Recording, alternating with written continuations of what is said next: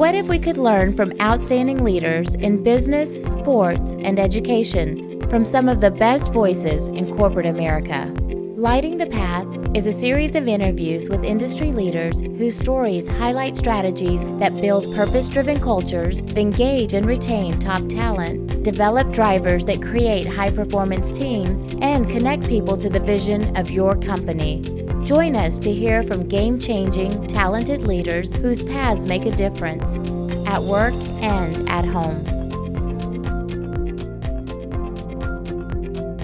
I always look for guests for our show that have a broad perspective that can reach a lot of people. And today, I'm excited to be able to spend time with Aneace Haddad, who literally has a global perspective.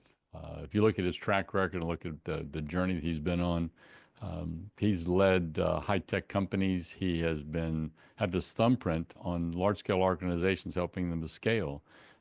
He's currently the CEO of Aneace, if I'm saying the name correctly, which is a consulting firm, and like myself, is a leadership development firm. And I was excited to be able to, I need to be able to spend some time with you to hear exploits and perspective that's been formed over the years that literally can transcend around the world. So thanks so much for visiting us today. Thank you, Mike. Wonderful meeting you. Yeah, it's been great just the last few minutes catching up and hearing about you. This is going to be a lot of fun. Same on this end. It was nice. As a matter of fact, we had to stop the visit so we get this recording going on here. So I got to throw some things out real quick for our listeners, because when they start looking at it, you can find him on LinkedIn. You can see his background. Besides that, he's a prolific author, and he's got some very interesting scribes that he's done. That jumped out at me. The eagle that drank hummingbird nectar, and it's the CEO of a tale of midlife, and I love the word rejuvenation. And I wanted to kind of start with that, especially the word midlife and rejuvenation, because in my over 30 years experience in executive search, I watch people going and trying to build their careers. And there's something, of course, in that midlife, whenever you're trying to climb a ladder, trying to build something for yourself, and then all of a sudden you hit this stage and you're looking back and forward at the same time. And it's a rites of passage. And depending upon how you hit that, and what you do with that, you can either escalate and scale, or you can sputter, can't you? Yeah. Go out and buy a Harley, get a red sports car. It's really funny. No, I love how you describe that. I love how you describe that, back and forward. Yeah. Yeah. And so tell us both not just the premise of that book, but what have you seen from your experience of just this crossroads that leaders run into whenever they're trying to figure out and scope direction? Because I've seen midlife crisis take place in 30s and 60s. It's not like right in the middle. It's more of a place more than it is an age, isn't it? Yeah. I think the age part is just that there's so many things that happen during that period, is that it creates a perfect storm for big change. So we've talked about midlife crisis for decades. That's one manifestation of the kind of change that can come through the storm at that period.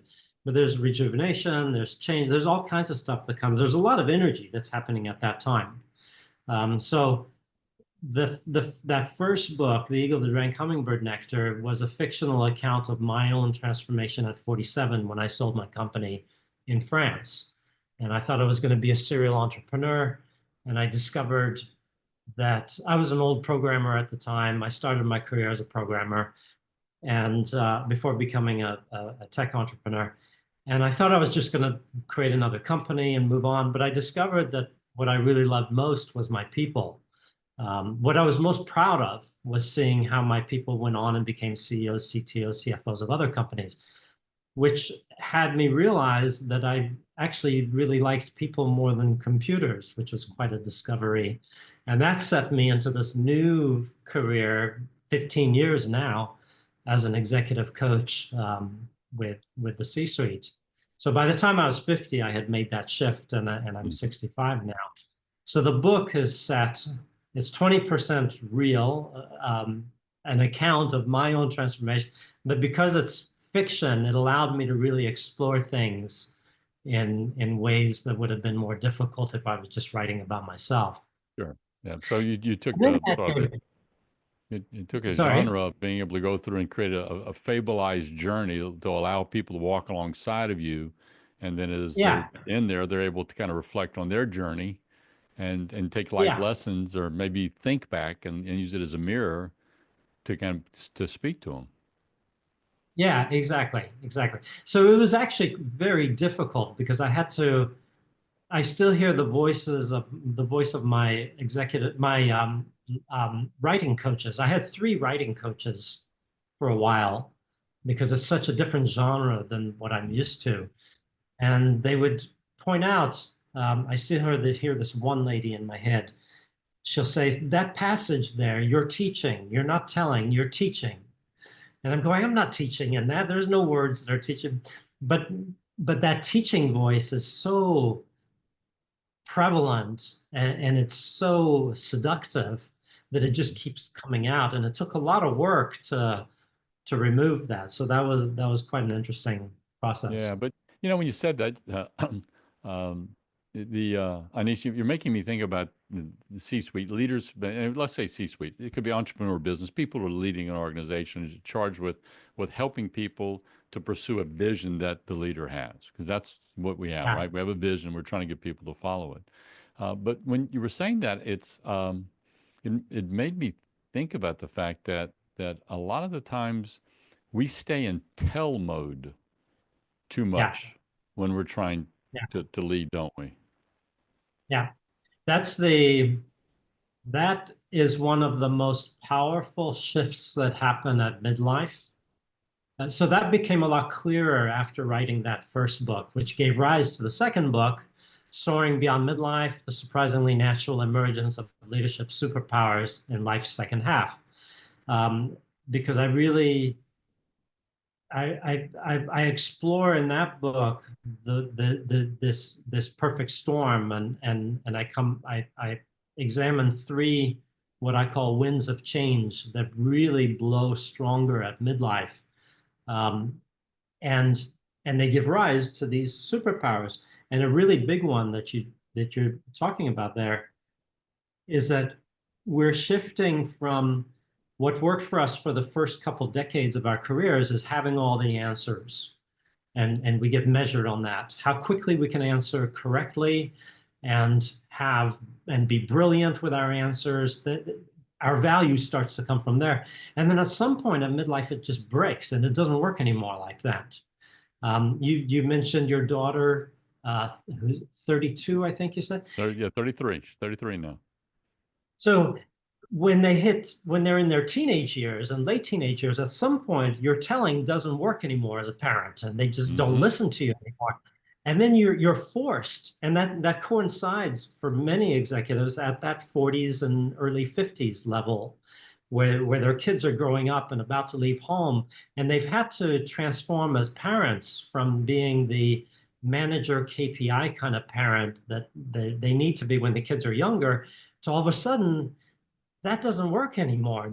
These are people that aren't listening to you anymore Yeah. when Yeah. you Because try what to happens tell is them. they need independence, right? They They need that need the sense of self. independence. Yeah. And Yeah. and as a parent, you have to switch energies and find new value as a parent that comes through being more empowering and inspiring. And Hmm. we all go through it more or less, and some better than others, some faster than others. And it's exactly the same transformation that's happening in leadership at very high levels. So I find it fascinating that when many executives get stuck because they're still in that telling mode, and you ask them about their home life and they talk about their kids, and they go, oh wow, I'm already shifting over there. I see Hmm. what I need to do here.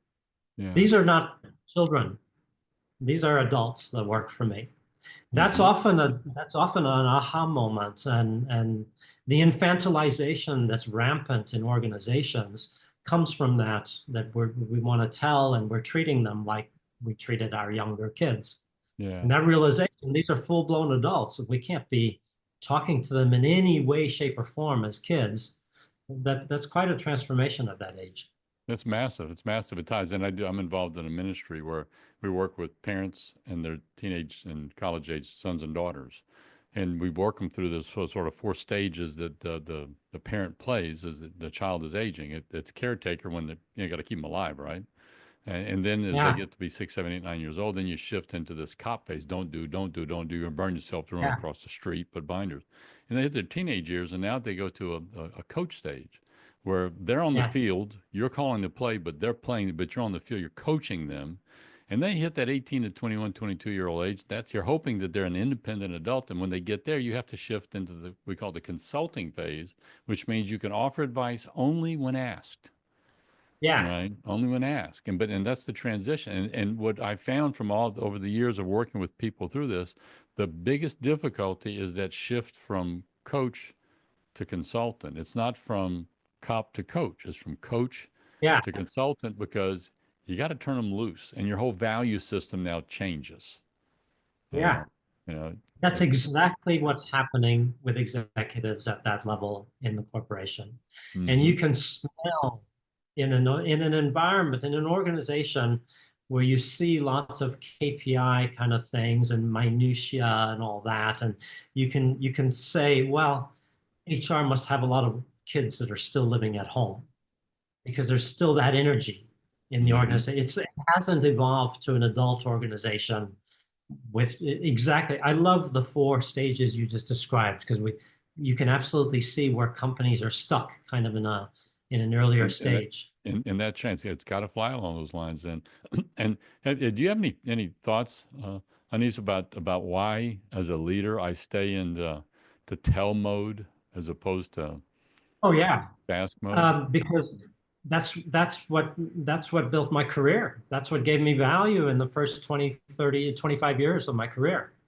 Is that I had, that's what a lot of schools are based on. You learn how to tell the right answer, get the answers right, you move up. It's extremely valuable. And the prefrontal cortex is designed for that. You want to get the answers right. You need to be, you need to Hmm. be on track. So if our value system is based on that, you get to that point where it shifts and you go, well, um, if I'm not telling them what to do, what's my purpose? Who am I? Hmm. Yeah, Why do I have a job? Why would I still be a father if I can't be telling them what to do and I don't have any value with all yeah, the knowledge I have and they don't want it from me, then what's my value as a parent? that's it. Uh, I know when I was started joined a company to start up an accounting recruiting division for them. It's just me, and so I'm just starting from scratch, ramping it up. And then within about 2 years, ended up adding a couple of people on board. And so my role of being the rainmaker, the person out in front, person filling job, what have you, started shifting. And then I had people yeah, around me, and I had to start learning, turning over our biggest accounts and turn them over. And then I remember going home, going, because I no longer have, like you said, the KPIs, the dollars to say, okay, I did this, I did that. Uh, yeah, where's my value? And yeah, it's a transitional process that we go through that yeah, that if we don't make that shift, that I think that's a cause of a lot of burnout with people. yeah. Yeah, that's a really good point. There is a lot of burnout involved with that. Yeah, It's kind of like physically still trying to run a marathon when your body just doesn't want to do it anymore, yeah. and you're And still but and to trying. me, That's and when you say that, I'm not I know you're looking at me, Mike. You must be a marathoner, super athlete, based on this physique I have. But you'd be wrong if you made that statement. But I have friends that love to run. And the reason they love to run is it fills them up. There's an emotion, even though they're yeah, exerting a lot of energy, they're being filled. And what you're making me think about is that as leaders, when we're trying to drive things forward, if what we're doing doesn't have a return that fills us back up, it doesn't mean it's not difficult, but we got to have something yeah, that's filling us back up. And that's where a sense of purpose, something comes into play to where we can accomplish yeah, things. Run into problems, don't we? yeah. And it's not a cookie cutter. You can't just read a book and say, here's where you're going to find it. Every Yeah. one of us have to find our own. Yeah. Yeah, and so what happens is that, and just there's something I saw when I was doing some research on you that just that stuck me. I liked what I saw when you talked about marrying two words, and that's humility and iron will. You know, Mm. because both words are used a lot today. You know, humility, it's vulnerability, being humility. We're you can read a lot of attention being put on that subject. And Yep. so some of my friends who are real, drivers and and that keep that schmaltzy stuff to the side, just go get some results. But humility is there's such value in today's culture, isn't it? Well, that came from Jim Collins' Good to Great, Mm-hmm. Humility and Iron Will. It's the Mm-hmm. pinnacle of his five-stage leadership model. Right. Yeah. So, And but what's your perspective when you take that? That's how I wanted you and I to spend some time on it, because yeah, it's when you take those, they each become catalysts for each other, is the image that I had. yeah, That yeah, humility by itself doesn't have value. Iron will yeah, by itself has minimal value. But man, when you put those yeah, two things together, they explode, don't they? yeah, yeah. And that's why that came. That was like 30 years ago, I think, that his book came Mm-hmm. out. Yeah. And the interest, what I find fascinating, the reason I've really connected with that is when he wrote his book, he said very few leaders actually reach that stage of humility, that combine the paradoxical combination of humility and iron will. And he wrote case studies on large organizations which did have CEOs that had that. But he used words. He hinted that he wasn't sure you could develop the capacity, that maybe it's intrinsic or something like that. So it was rare enough. And then I realized he wrote the book before hitting midlife. He did all the research in his 30s and stuff, and the book came out early 40s. And what I've seen is that in 40s and 50s, now I understand the neuroscience behind it, so I'll share that in a moment. But what Mm-hmm. I've seen in 40s and 50s that it becomes a lot more possible for that to emerge. We've seen more. We know that we're not always right. We know we've screwed up enough times that that's brought us humility. So we have the iron will already, otherwise we wouldn't get to where we're at as an executive. But that humility just kind of comes in naturally at that age. Mm-hmm. And then I discovered that with neuroscience, we have our prefrontal cortex is slowing down, so we forget where we put our car keys. Oh, hang on. I'm going to write that down. I need to go tell my wife I now have an answer to the question she keeps asking me about what's going on with my brain. Okay, it's neuroscience. So the prefrontal cortex is slowing down. We forget where we put our car keys. We're looking at a spreadsheet while we're talking to the board, and we go, "Oh my God, I don't remember how that cell there is calculated. I'm just going to have to wing it." Mm. These things are happening in our brains, and we try to resist them, and we can get brittle about it.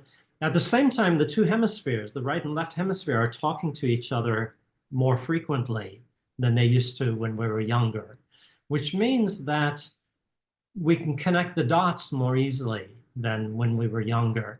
We're more comfortable sitting with ambiguity and paradox longer. So we don't get as much of a burning desire to, if it's an either or. So what is it? Humility or iron will? Is it or work or life? Which is it? What's work-life balance? How do we're burning to have an answer. And then as we age, because the hemispheres are talking more, we can sit with it a bit longer with the ambiguity. So it allows us to have a brain that can handle paradox, that can embrace paradox. It's still difficult, but it's not as uncomfortable as when we were younger. So humility and iron will, that's another one. That's a paradox. Thanks for joining us today on Lighting the Path, Strategies for Tomorrow's Leaders. If anything in this podcast speaks to you, if I've challenged you, or if you want to spend time digging into this subject a little deeper, or if you disagree with me, reach out. My contact information is on our website, lightingthepath.net, or email me at mike@mikelejeune.com. Also, look for me on LinkedIn. I'd love to connect our networks. Keep lighting the path for those who choose to follow you. It's more than a responsibility, it's an honor.